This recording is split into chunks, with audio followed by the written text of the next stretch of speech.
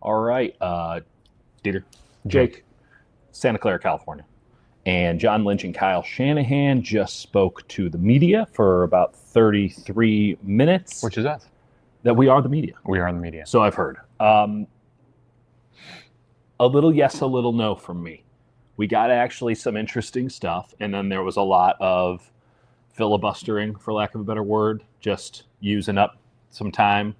Yeah, there was not a lot of specificity towards the second half of it, but I would say at the start, number one, obviously Brian Schneider's out. Number two, right, Nick Sorensen is gone. Which we knew last night, and it was something that has been suggested now for more than a minute, where it was Sorensen was almost acting as an interim defensive coordinator for the entire season. It was weird, and they'll reorganize on Bobby Evans style. One thing I'd wished we'd gotten to was, like, was that dynamic uncomfortable? I don't think they would have gone into that, but, like, do they think that dynamic with Brandon Staley as this ghost shadow defensive coordinator, which proved, by the way, the fact that Staley will get an interview as their defensive coordinator, right, and then the rest will be outside candidates. So that's notable, and they're trying to keep Sorensen around. So he's not fired, but he will not be their DC. And I don't think he sticks around. It's hard to make that transition to go from being DC to. He does seem like a guy who can handle that. He does seem like a lifer, a career guy. But that's not important anymore because he's not in an important job anymore. And his influence on this team has gone from significant to behind the scenes at best. Yeah. He's out.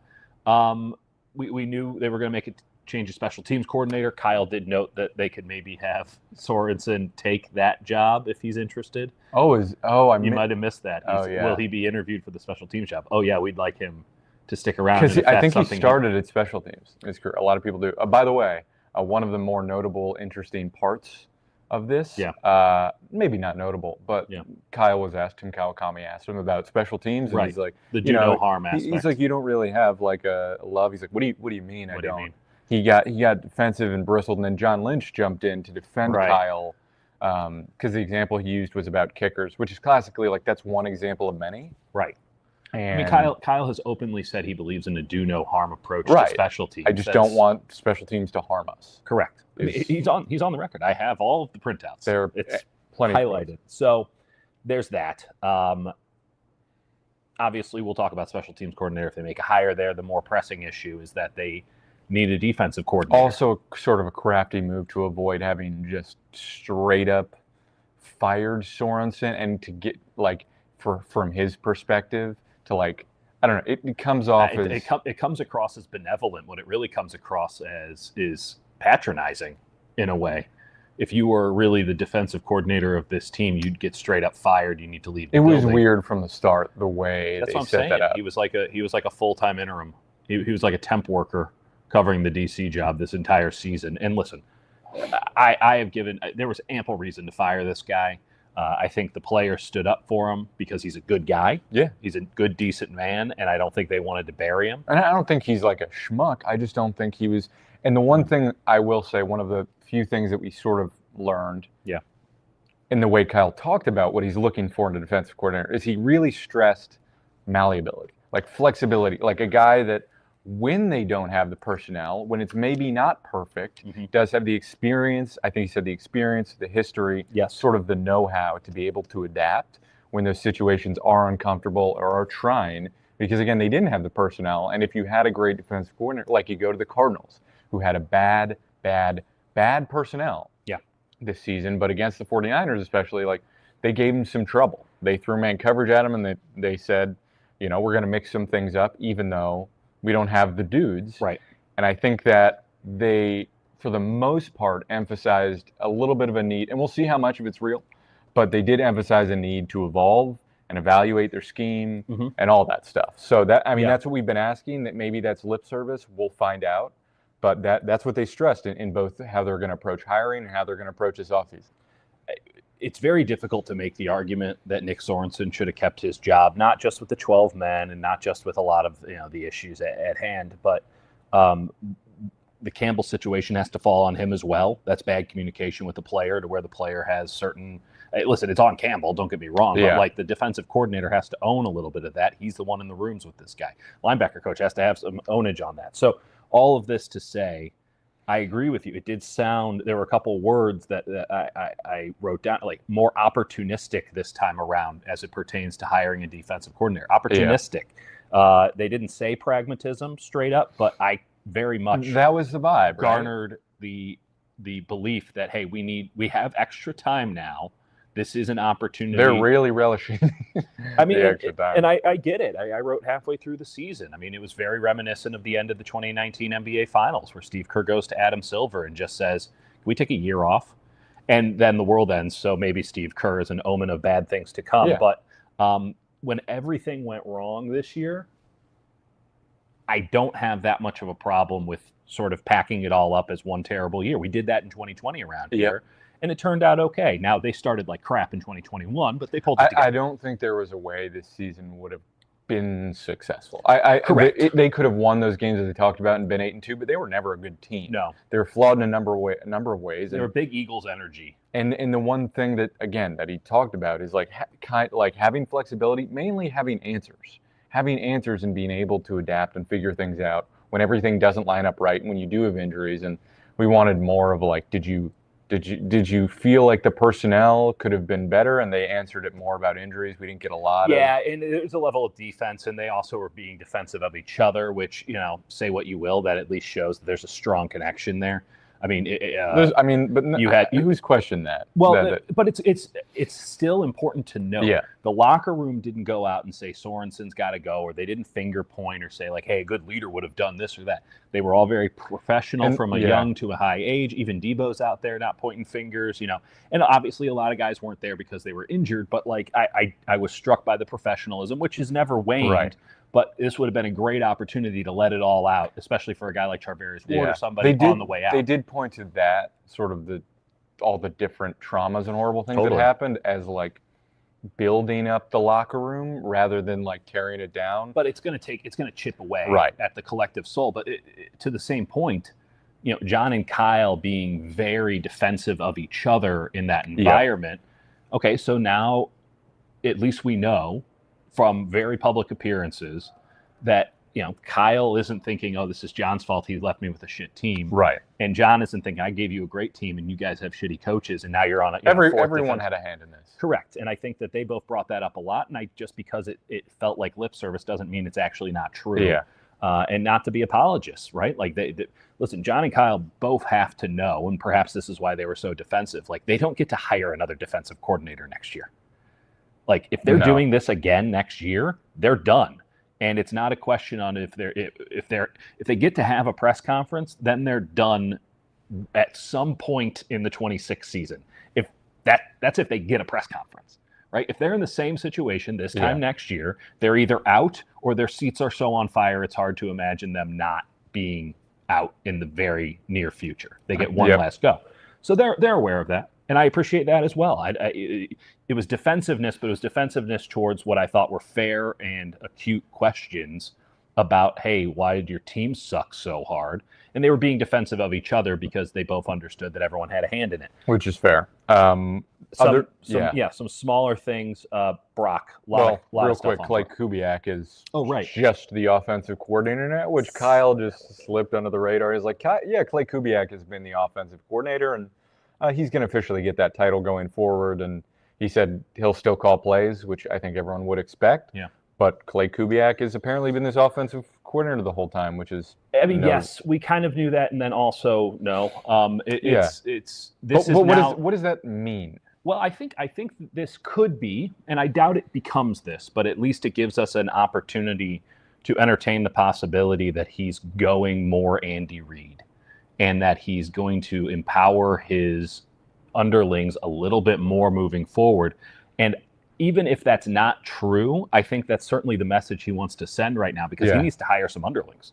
He needs some people who feel like, okay, I got to move up. And I don't think this is a generational thing at all. I just think that it's a more attractive offer. In the past, you could just say, go to Kyle Shanahan and he'll fix it. He'll turn you into whatever you want. You're going to be a head coach somewhere. Right. you're in the system. Well, now the system has so overtaken everything that just going to Kyle isn't there. You can also go to KOC. You can go to Sean McVay. You can go to Matt LaFleur. There's so many places that you can go to sort of get that tutelage that now Kyle has to have a little something more to sell. So I don't think it was Machiavellian in the sense of he's trying to do it, but this is something that I think he wants to push out there, which is I'm going to give you opportunities. I'm not this autocrat. They have set the standard, I think, from an organizational perspective, that from the player side, if you become an A-tier player, we pay you. Yeah. If you become a coach, you get opportunities elsewhere. Correct. So it is a place where you go. Never mind the fact that we've now fired two defensive coordinators if you back-to-back succeed, the results will be there. So they're like, you join us, you're investing in your future. Right. But they have set that sort of, this is what happens if you succeed here. But when they're not succeeding, they have to have something more to sell. They have to have something a little bit more attractive. He did also literally call Schneider the fall guy, which correct, which he is. He is, because it's special teams will always come down to the roster, and when you are playing as many rookies as they were playing, which is effectively as starters, what they said, right? But at the same time, the job of the special teams coordinator is to make something out of what you have. And if you're do no harm, like, you can't be doing harm. Like, if that's your approach to special teams. Actively harming. Right. And it had been better in recent weeks, to be fair, but that's not saying much. No. I mean, it was never good, and it was never something that could help you win games. They finished decent in return yardage. Cowing's a good returner. He's fine. But, like, and Deebo's a good kick returner, which is about all he'll be next year, because John Lynch said he's coming back, which makes a lot of sense. One thing, because basically him and Hargrave got the same contract set up where it set them up for post-June 1, where, like, Deebo seems like a little different. Right. They're going to post-June 1 Javon Hargrave. Lynch said that, but then they're also going to try and maybe bring him back after that. I think that's just lip service. That's just him. We're going to re-sign a guy to a lesser contract First off, he's going to get a lesser contract than the one he just had. Obviously, he did not fulfill the contract. Yeah. But, like, the idea that... It's one of the worst contracts they've handed out, by far. Oh, but there's such a long list. Him and D. Ford and... D. Ford at least gave Weston Richburg. Yeah. This is one of the reasons, and we mentioned it on the show yesterday, like, in a weird way for this team, it'd be better because they have so many things they need to do with the draft to get younger and cheaper, that the draft should be first for this team and then free agency second. Yep. But that's not how it works. And when you have the opportunity to plug a hole theoretically with one player, I mean, obviously it's better to do that with someone who's been in the league than someone who you're drafting. But those guys come at a cost. And cost, well, I don't think it's going to be as big of a deal for the 49ers as a lot of folks are making it out to be with the new Purdy contract. I really just don't think it's going to be an issue. They'll have to be a little more creative, but they're already pretty creative. They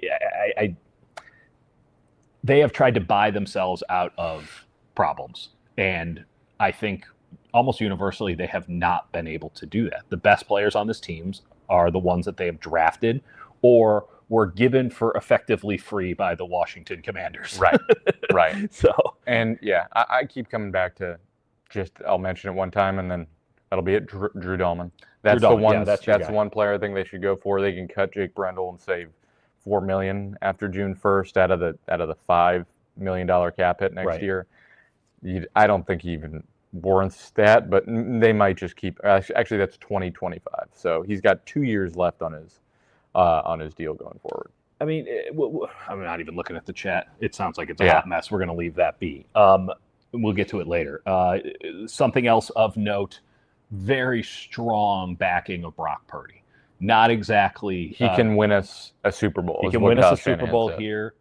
He's our guy. Not that you'd expect him to say anything different, but they were pretty emphatic about it. And on a day where they were pretty wishy-washy about everything, save for they kind of the Deebo thing was sort of like like they're like we'll keep him, but right, but. In terms of the Brock thing, Brock wants to get it done soon. It does not sound as if there's any wishy-washiness. Not that we expected any, but there's not any wishy-washiness with Brock. We'll see if they follow through on the not playing the games and just keep coming to the table early. They've done it before. They did it with Christian McCaffrey. Christian said, "I want this," and they said, "Sure." And I would venture to say that they feel same type of way about Brock Purdy. That's a guess. As for the Deebo thing, it does seem as if people are upset about this. I'm still adamant that they cannot have Deebo in the same role next year. Correct. Unless he can prove that he can fulfill the prior role. I do think that he, of all the players on this team, is entitled to a down year in the same way that Kyle was entitled to a down year. The pneumonia thing, I don't think we've gotten the full story on that. But when you cut him post June 1, first, there's an opportunity cost on maybe being able to cut somebody else there. Right. Which is not going to be a high number. No, there's not. You can cut as many guys post June. You can designate That's too what early. I'm saying. But you want to be this team, this organization wants to do the designation. So they're even that's fair. With a guy like Deebo, you're not going to dick around and wait until after June 1st. That's why they created the designation. There was a lot of dicking around. The post June 1 designation shouldn't be used on anybody who's cheap, right? Or anybody who's a guaranteed roster guy. And with them only saving $5 million by cutting him, it's like, that's my thought. I'm not sure. But then there's like a void year. So and this is why I think Deebo signed the contract. I think he knew that it bought him another year. And there were moments for sure. Maybe if he doesn't have the Miami game, we're having an acutely different conversation where it's like, I don't care, get him out of here.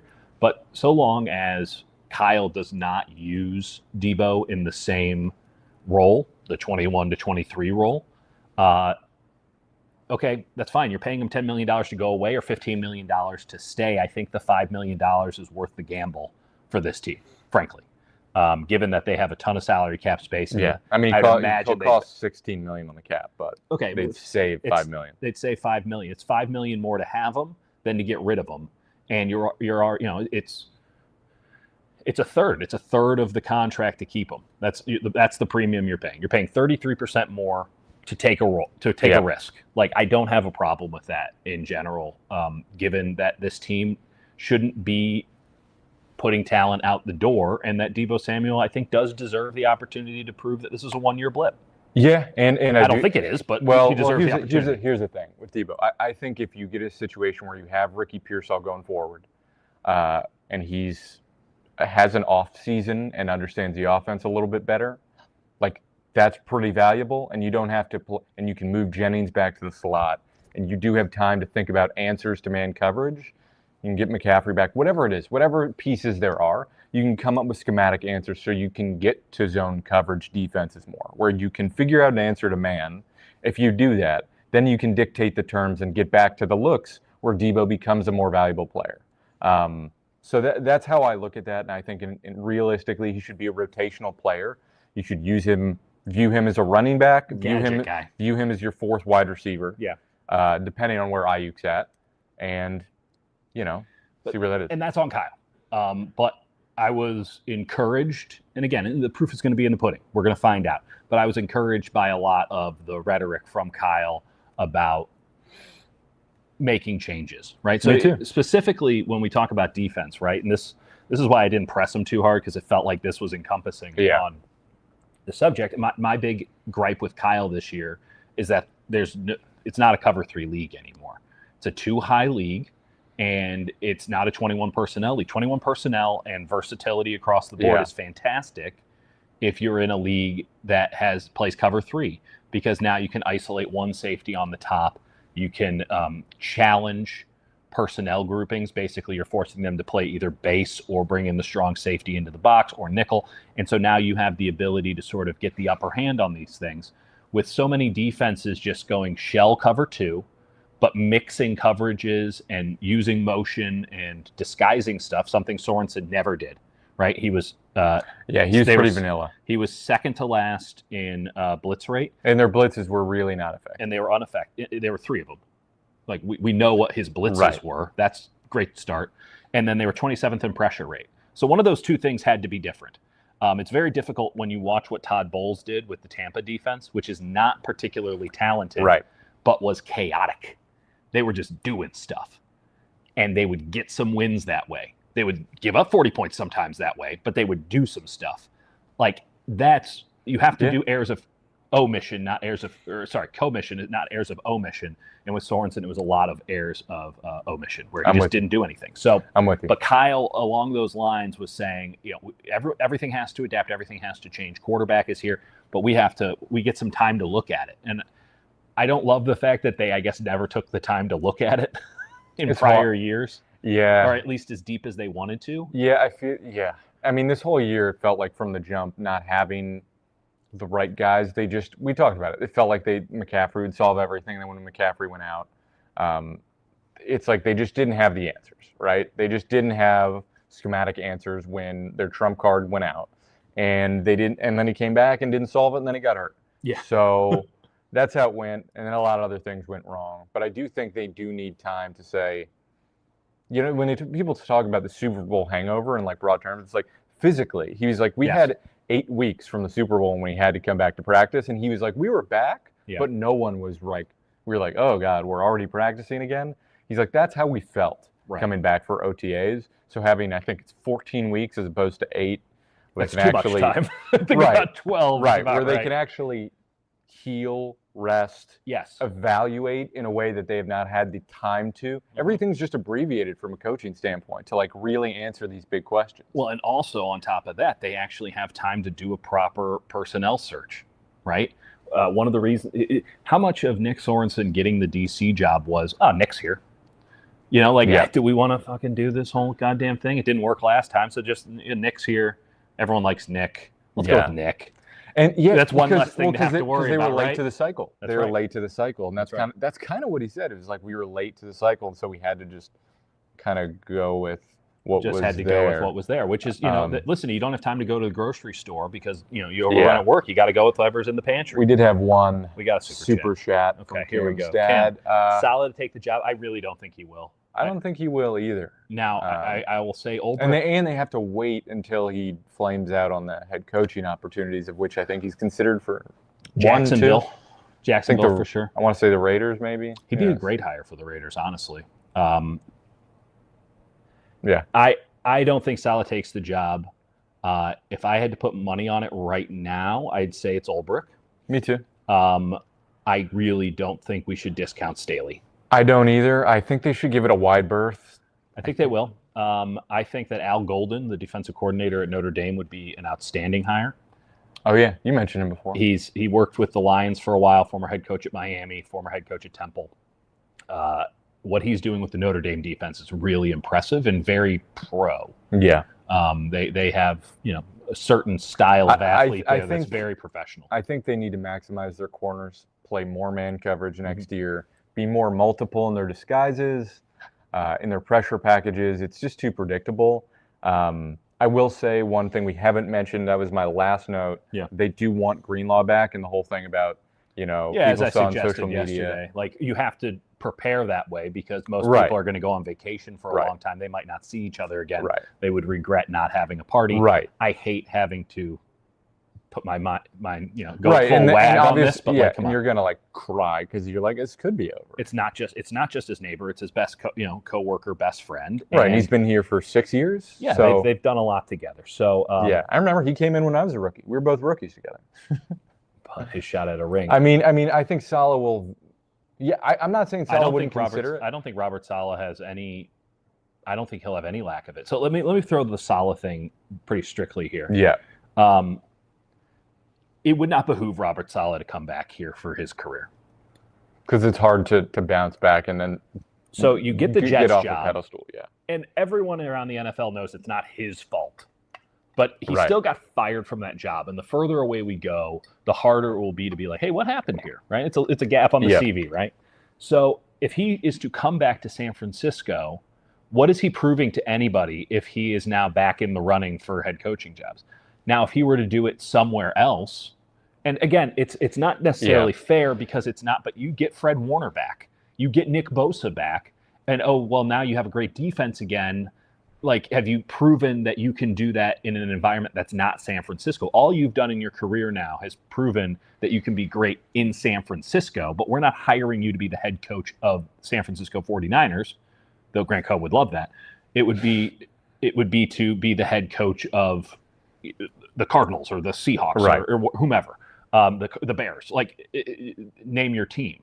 So it would behoove Robert Salah to do, I think, exactly what he's doing now, which is I'm now working for Matt LaFleur as an offensive consultant. Right, who is best man at his wedding. I think they were Correct. best men at each other's weddings, which also leads to a postseason after the Packers go out. Robert Salah helped a ton with our defense. Totally. He really brought some new ideas to with the our table. offense. He works on the offensive side. So now he has that, and he can stick around and do that.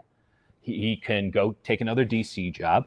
I wouldn't be shocked if he tried to go get another offensive consultant job somewhere.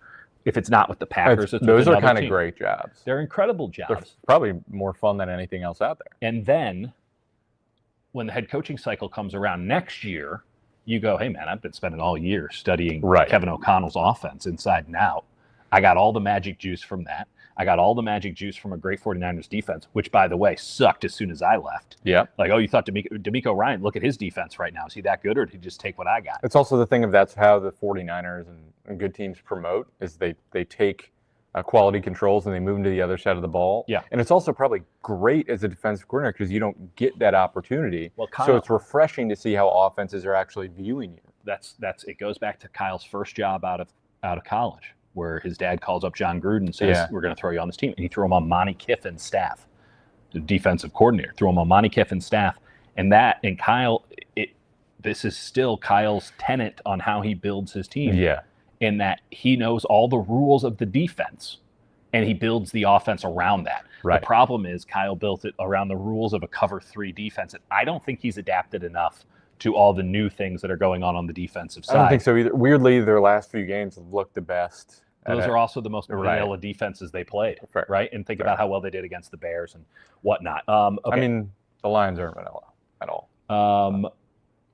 Quick overview of topics. 3 new coordinators. Clint Kubiak, perhaps we have the Andy Reid turn for Kyle Shanahan. Just maybe not. Getting the at least nominal. He's going to get the Mike McDaniel title. We get to talk to him next year. Sorensen's out. We knew that. It's they'll official. Try and keep him, but they might move him to special teams. We'll see. Staley will get an opportunity to interview for the job, but I think Kyle, once Ulbrich, is going to get Ulbrich. That's my guess. There are other good candidates. Obviously, I wouldn't be terribly Salah. against Staley. Schneider also out. But that had to happen. Personnel-wise, Javon Hargrave post-June 1 first cut. They are keeping Deebo, keeping Deebo. That didn't seem that soft. He'll be here next year. We're not in the business of letting good players leave. Yeah, we'll see. I would expect he's back. That's exactly John Lynch's quote. I know that's the quote. I'm saying you're not going to flat out say you're getting rid of Deebo at this point. There's nothing in that behooves you to say that. I do think they keep him. I'm just saying I wouldn't say it's 100% he's back. I think that would be foolhardy. They want Greenlaw back. They're trying everything they can. We'll see. We'll see on that one. We'll see. They haven't started that process yet, so any idea that there was a contract in place, right? Debunked. Brock, obviously they want to keep him. Seems like both sides are like, let's just do this thing. Let's hammer this thing out. And honestly, it shouldn't be that hard unless Purdy is hell-bent on setting the market AAV, because there are so many comps with Hurts and Love, and there's a lot of great deals out there. One of these things is if there's reasonable parties, it really should never be that hard. Like if I was Brock, I'd be like, sure, I don't care what the AAV is. Give me more guaranteed money than those guys. Right, or just give me the term. Let's renegotiate every year. Let's do the Patrick Mahomes deal. Give me guaranteed money further down the line, so it makes me harder to cut. And we'll have a million hours. I'll negotiate it. I mean, honestly, I think we do a pretty good job. Trent Williams took longer, but apparently the ankle's taken a positive turn, so there's no concern about him moving forward. I mean, there's concern. I mean, there's concern. Because he's older and he keeps having ankle issues. And it's one of the reasons they should consider a tackle, maybe not in the first round, but in the second. They need a tackle. They need tackles of all ilk. Left, right, defensive. Yeah, didn't get any answers on defensive tackle. I asked a question, got probably the worst answer of the session. And there was a whole little showdown. That was fun. That was a real blast. Showdown? Oh, Grant gave you he gave you a stare and a half, my friend. Did he? Oh, it was not very becoming. I did not see that. Apparently we have a rivalry. Well, we tried to both ask the question, and then he let me ask. It got a little pissy. It got a little pissy. Not gonna lie. There's a little bit of a dick. I tried to ask it like 5 times in a row. It's annoying when he. Yeah. What? Nope, not gonna say it. Go for it. Nope, can't do it. Can't do it. Want to? Nope. I'll tell you as soon as this stops. Go Can't for do it. it. Has nothing to do with Grant. I promise you, it has nothing to do with Grant. It has everything to do with somebody else who is standing out there today. Okay. Anything else? Oh, this is a little thing that I do think needs to be noted.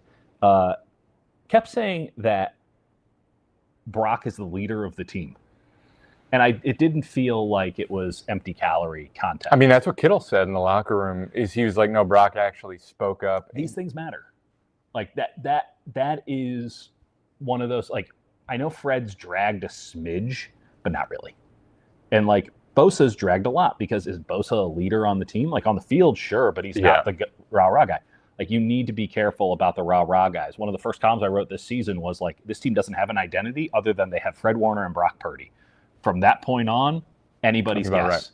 Right. And those were the only two guys who... Yeah. No, it does feel sincerely like Brock, as a leader with comfortability in the offense and in himself, did step up. I'm interested in what his disposition is. Given that he's like learned from Kyle, I bet it's less of the rah-rah variety and more of like, hey, like, this is what this shit is. Right. Like, to the point earnestness, which probably plays better, with the clean cut, like how his disposition. You can't really be like, let's fucking, it's very Drew Brees. Right. Very Drew Brees. And I think that archetype works. But yeah, it can't.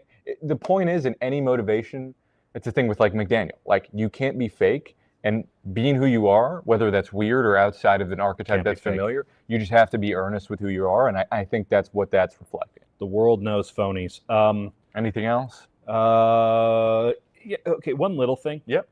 They say they don't watch a lot of highlight films when it pertains to the draft. Yeah. But then they watch the Jawan Jennings highlight film and they're like, this is awesome. Yeah. And that kind of seemed like what put it over the edge. Yeah. And I did that. He was a seventh rounder. No, I know. This was neither the venue nor the opportunity. But also, like, so you guys are just like breaking down a bunch of film, but like didn't notice those cool ass plays the first time? I think. Or did they draft them off a YouTube reel? I think what that means is like they're watching tape of a lot of guys, and you can, when you're in like the seventh round and like, who is this guy? And someone's like, wait. I put up, like, when you see all the cut-ups together. You're trying to make and your case, the extended, like, not the silent, when you see like the actual broadcast tape of Jawan Jennings being a maniac, I probably sways you a little bit.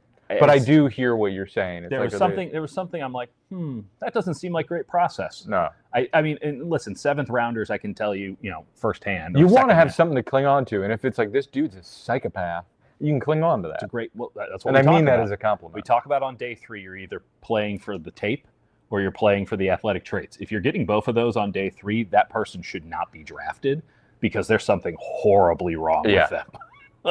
If you have a player who has great tape and great athletic traits available, and like played at Tennessee, right, and they're available on day 3, like they definitely you gotta have kill something. dogs. You gotta have something wrong with somebody on day 3. That's like you have a terrible disease, or you've done a year in jail, or Yeah, you got sandpaper knees. Yeah, you're on your 7th ACL. Yeah, right. You don't have a left butt cheek. Like, these things are the things that matter. Let's go through real fast. Get a couple of these in here. Or not. Modern day. Oh, here we go. Modern day Drew Brees is always my comp for Brock. Drew Brees wishes he could throw this far. And Drew Brees couldn't move in the same way.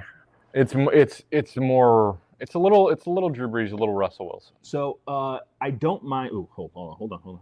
Don't mind Mayo. I would say no to Pierce. He has some car dealership issues. I'm not, and what his whole vibe is fucked up. He's a weird dude. Mayo's a good guy.